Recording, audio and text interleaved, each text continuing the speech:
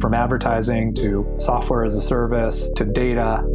Across all of our programs and clients, we've seen a 55 to 65% open rate. Getting brands authentically integrated into content performs better than TV advertising.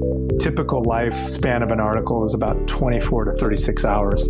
If we're reaching out to the right person with the right message and a clear call to action, then it's just a matter of timing.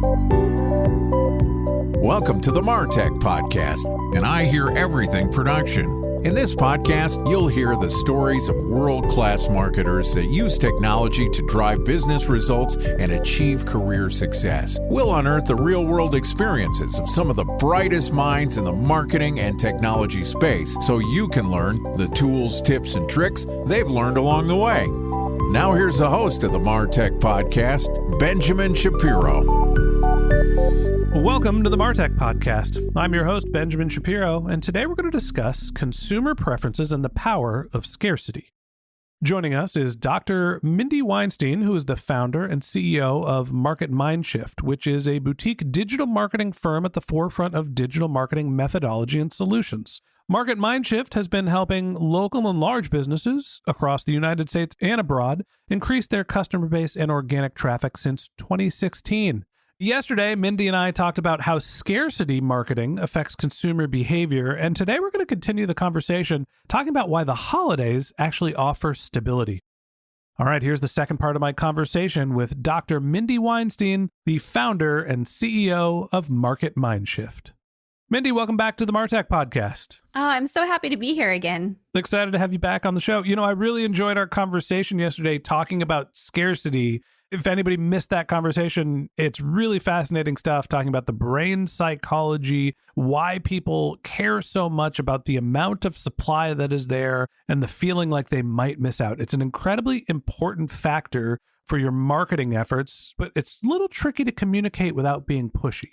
So with this idea that time is a limiting factor, I want to talk to you a little bit about something that's on all of our mind these days. We're coming up on the holidays. And to me, this is a incredibly time-bound, e-commerce driven activities. And normally it drives half of us nuts because we're hanging out with our family, and as much as we love or hate them, we can't change them. Sometimes the holidays make people go nuts. Why are the holidays actually a time that provides stability? The thing about the holidays, and it really comes down to traditions. We all have our traditions that we do during the holidays. Certain things that we do on Thanksgiving, certain things that we do during Hanukkah or Christmas. I mean, you name it as we go through all the holidays. And so one thing that we know from a research perspective is that as humans, we crave tradition because it produces a sense of stability and predictability. And I feel like whenever I say that, there's kind of like that, predictability. Well, no, I like to be spontaneous. Really, the way that our brains work, we do like some predictability. We want to be able to anticipate what's to come. So that's part of that stability, is to have those traditions where these are the things that occur every year during this time. There can be some variations, but that's a huge part of where that stability comes from. I feel like that's just a life lesson in general. We thrive on routine, but we like the notion or the idea of being surprised. When it comes down to marketing, what are some of the ways that marketers should be thinking about approaching the holidays, knowing that they provide traditions, they're time-bound, people like the stability? How much do you try to change your marketing efforts to surprise and delight as opposed to keep things exactly what your customers might expect?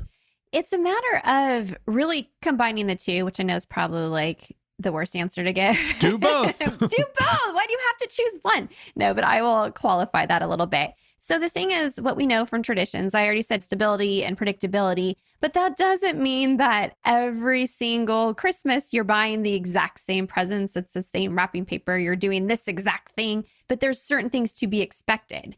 So just to give an example, some companies, what they'll do, and it is really part of marketing, what they'll do, annual events. I think of Nordstrom. Nordstrom has their annual holiday shopping event, and they invite a certain tier of customers, which by the way is scarcity because that's being exclusive, but that's a side note. But they'll invite a certain tier of membership.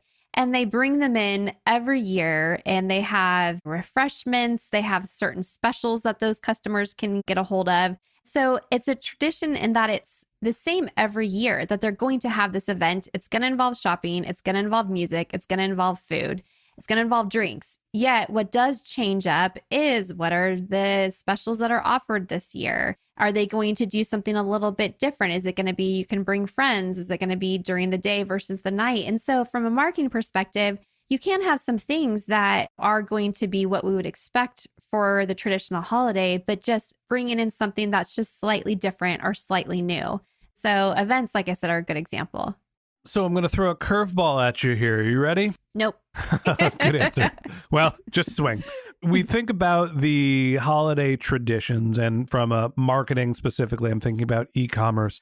We're all used to eating our turkey, stuffing us, pie, ice cream. What's the next thing we do? Run to Walmart, run to Target, put everything in our basket. We've got our Black Friday traditions where it used to be right after Thanksgiving. We would all get these massive sales with limited supply, and it was a big rush. And over time, we've seen those traditions change. We now don't really have Black Friday. We've kind of got the month of November as universal sale month. And there's also Amazon Prime, which happens in like July. So why do you think if we thrive on the stability of the holiday time in e-commerce, are we seeing changes in terms of what we're used to with the e-commerce buying behavior and sort of how brands support that?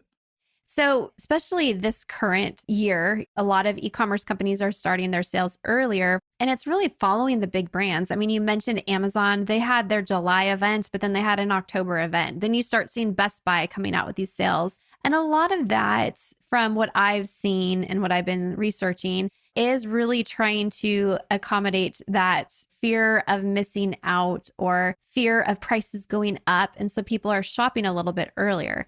But in general, the thing about those sales and the online shopping is that from an e-commerce perspective, we know people get excited about that too. Online shopping, it's going to bring excitement. You're going to have the dopamine hits as you're filling up your shopping cart, you're seeing deals go out. And the thing about that too with the early deals is that from a consumer perspective, if they see a deal on something, I don't know if that's going to actually still be available come Black Friday. It could be out of that product or just that sale goes away. But there's one thing I want to mention about Black Friday because there's other psychology that goes into that. So with Black Friday, even though we can shop online and we know that so many of these deals are available, they're available way in advance, you're still going to see crowds. Crowds still show up. And that actually goes back to even what we're talking about with tradition, because there are people that, what you said, they have their family, they have their Thanksgiving meal, and then they've always gone shopping together. That's their tradition. But the other two things that happen and what really draws people out still, even though you can buy things, going into the store, is the excitement. It's kind of like the Super Bowl of shopping. Like, do you want to sit on the sidelines or do you want to be in the game? And so some people still thrive on that, of being part of that excitement. And then the last thing is competition, because you are 100% competing with other shoppers when you're there in person. So you're still going to see some people there, even though we know these shopping events are going on longer and longer. I think about my buying behavior and how it's changed. And I don't know, I guess I had a couple of kids and now I shop less for myself because I feel like I either need to buy more clothes for my kids. My clothes are fine. Or, you know what, college might be expensive if the boys decide to go. God knows whether it's going to exist or not when they actually make that decision. But maybe it's just me. The change in the routine of the holiday traditions has made me personally less apt to shop. It's not an event-based thing. It's kind of like, it's there. I know I could buy something. I might buy one or two. It used to be this mad rush to go fill up my cart, buy as much as I could in one possible time, because this is the time I'm going to buy basically my clothes for the year. Am I alone in feeling that? Is it just a forcing function of having children where I have to be a little bit more adult and stop throwing away money? Help me break down my personal psychology. But not everyone's going to feel the same way as you. And I'll tell you personally, I used to go Black Friday shopping with my sister too. So we go out, still dark outside on Friday and get in the lines and do all that stuff. And it was really fun. And yeah, it did dwindle a little bit. I feel like, and I don't know if this speaks to you, but then now it's yes, kids and the busyness of that. And just the idea of like, do I really want to go out there with those crowds? And I feel like also because we're marketers, we know a little bit more probably than the average consumer. So we're like, well, we know we're going to be able to get that later, not as concerned about it. So I do think that's part of it, but I know what you're talking about, but there's still going to be people who aren't feeling what you're feeling and they want that rush of excitement. That's an adrenaline rush as they're going to the store and they're fighting over a crock pot or a flat screen TV or you name it. What's going to be out there? My rush of excitement is the kids not waking up before 6:30 in the morning, but not to make this podcast about me. Okay. The holidays provide you with stability because you have your traditions. You know what to expect. People thrive on that. Is this just this time of the year where it is impacting marketers, or can we take advantage of more holiday seasons throughout the year to be able to build marketing programs around them? I actually would take away two lessons, especially since we just talked about Black Friday. So holidays, there's stability, but then also I want to take away a few more things that you could think about in terms of that particular time of the year, and you can apply them year round. So excitement, because I mentioned excitement occurs. And so we have stability, but we have excitement over holiday shopping. And then we also have really that, and this is going to sound a little bit out there, but just bear with me. When people get really excited about this too, and they're shopping, you have your hunters and your gatherers those really are our shoppers too. And we see a lot of that during the shopping time of year. So let me define that and then I'll give you some examples.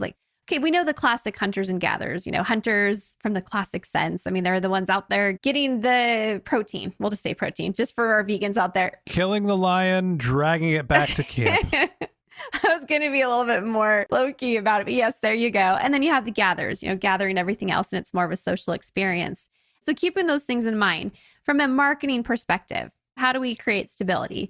Those could still be certain sales and promotions that we do on a regular basis throughout the year. Our customers come to know that. They come to expect that. It's what they know is coming. So keeping up with that, doing events, which I just talked about. I gave example of Nordstrom. That's not going to work for everybody, but some people it can. And even if you're not a physical location, doing virtual events, we're all used to that now, doing something that's special, but starting to do it every single year. So people become to expect it. It's a tradition, it's stability. But then you have excitement. And that's why I want to bring it up because that's Black Friday. How do you build excitement throughout the year?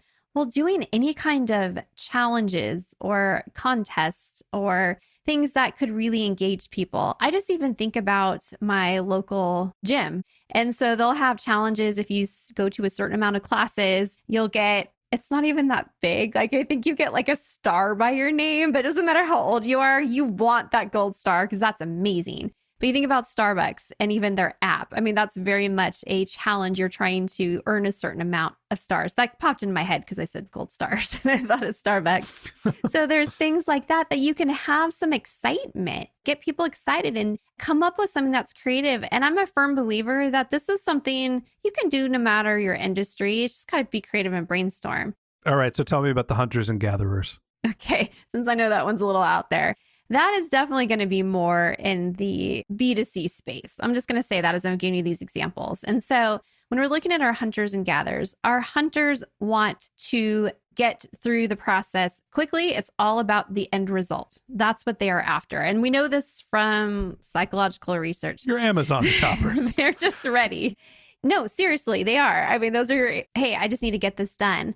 From a marketing perspective with those people, make it easy for them to find what they need. Have guides that are available. Oh, you're getting into this particular activity or you're looking for this type of product but don't know what to buy. Here's a guide that compares different types. So anything that's a comparison, a guide, a just simple process to check out and get what they need. I mean, that's going to be big to your hunters. Now, your gatherers, they're more about the experiences. So within that store, is it set out in a way or even a restaurant where the atmosphere is inviting and that the people working there are friendly, that it's conducive to being able to browse and take your time? But even from an e-commerce standpoint, you can still do that with just the layout of your site. Can you encourage browsing, encourage them to keep clicking through? And so it is still based on psychology, but hunters and gatherers, I mean, that's still ingrained in a lot of us.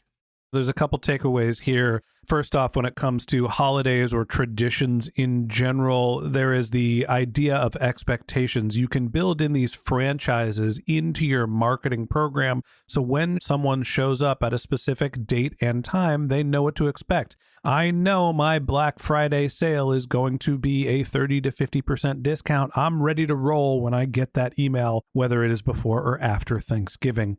But then there's also understanding who your customers are. Are they hunters? Are they gatherers? Are they on the website to browse and they're looking for an experience? Are they in your store because they're looking to waste some time? Understanding the profile and the shopping behaviors, the psychology behind your customers is something that can help you figure out what those traditions should be. All right, Mindy, last question for you. Tell us a little bit about Market MindShift. I know you've got the book, Power of Scarcity, where you talk all about how you can incorporate scarcity in your marketing program. But what do you do at Market MindShift, and what should our listeners know about you? Market MindShift, it's a digital marketing company that I started years ago. And my focus is on organic search. So a lot of understanding the people you're trying to attract to your website. So a lot of audience research, those kind of things, creating that content that's really going to resonate and cause people to convert. So that's really what we do with Market MindShift. And then I teach. I'm a marketing teacher. So I'm an instructor of full-time at Grand Canyon University. So I teach others how to do it. And then I also do it myself. A practitioner, an author, a teacher, a powerful woman in business, a lady of many skills. Thank you for gracing us with your presence. Thanks for being my guest. Thank you. All right. And that wraps up this episode of the MarTech Podcast. Thanks for listening to my conversation with Dr. Mindy Weinstein, the founder and CEO of Market MindShift. If you'd like to get in touch with Mindy, you can find a link to her LinkedIn profile in our show notes. You can contact her on Twitter. Her handle is Mindy Weinstein, MindyWeinstein, or you can visit her company's website, which is marketmindshift.com. Also, if you're interested in reading The Power of Scarcity, Mindy's book, you can go to powerofscarcity.com to pick up your copy.